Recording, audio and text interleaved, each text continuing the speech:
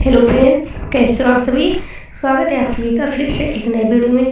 Friends, आज हम start करने वाले हैं BA6 सेमेस्टर ज्योग्राफी का पेपर फर्स्ट, जिसमें आप लोगों को अति लघु उत्तरीय प्रश्न देखने को मिलेगा। आप वीडियो में अंत तक बने रहिएगा, क्योंकि ये जो क्वेश्चन कराए जा रहे हैं बहुत ज़्यादा इंपॉर्टेंट है आपके एग्जाम के लिए।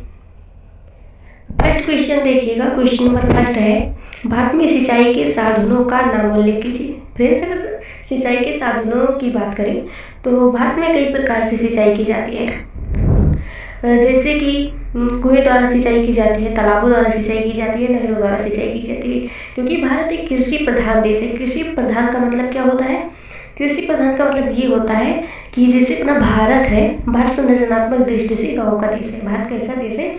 भारत संरचनात्मक दृष्टि से गाँव का देश है, और सभी ग्रामीण समुदायों में अधिक मात्रा में कृषि की जाती है। सभी ग्रामीण समुदायों में अधिक मात्रा में कृषि की जाती है, इसलिए भारत को क्या कहा जाता है? इसलिए भारत को कृषि प्रधान देश कहा जाता है। तो ये कृषि प्रधान देश है, और इसलिए यहाँ पे कुएं द्वारा, तालाबों द्वारा, नहरों द्वारा सिंचाई की जाती है। तो चलिए इसमें देखेंगे। देखिए लिखने का तरीका क्या है। भारत में सिंचाई के साधनों का नाम उल्लेख कीजिए। भारत की मानसूनी वर्षा अनियमित, अनिश्चित तथा अनियंत्रित होती है। इसका मतलब इसका कोई निर्धारित समय नहीं होता कि हमेशा उसी समय बारिश होगी। इसलिए भारत की मानसूनी वर्षा अनियमित, अनिश्चित तथा अनियंत्रित होती है। अतः कृषि प्रधान देश होने के नाते यहाँ सिंचाई की आवश्यकता होती है, क्योंकि जब खेती की जाती है तो उसको जब पानी की आवश्यकता होगी तो उसे हमें देना ही पड़ेगा, चाहे कुएं से लेकर जाए, चाहे तालाबों से या फिर नहरों से। तो भारत की मानसूनी वर्षा अनियमित, अनिश्चित तथा अनियंत्रित होती है।